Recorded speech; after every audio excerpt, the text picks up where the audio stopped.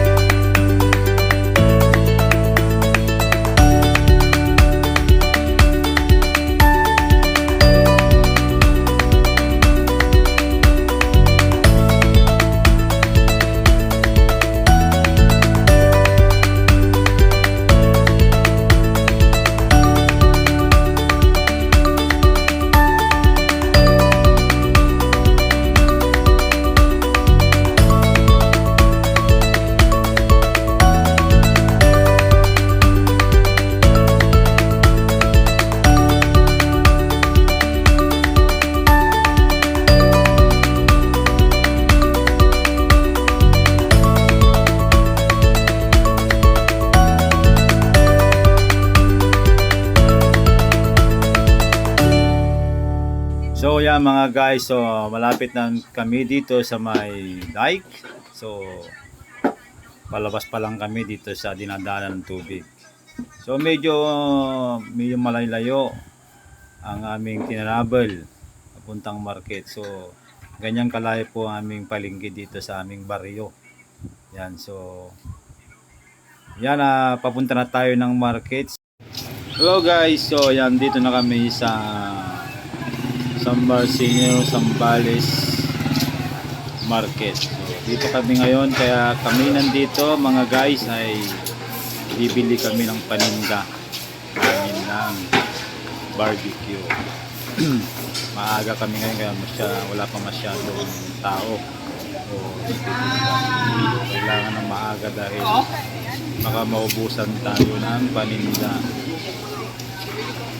So, mga namimili ng mga paninda nila ng barbecue. Good morning. Nangamusta. Ayan. Meron dyan na sinasabing Betamax. Paan ng manok. Ulo ng manok. Ayan. Isaw. Isaw ng manok. Mga pwedeng gawing paninda. Kaya ng chicharong bulaklak, sisig, yan, tainga ng baboy. So yung kapitbahay niya tawa ng tawa dahil meron silang tinatawa ng dumaan.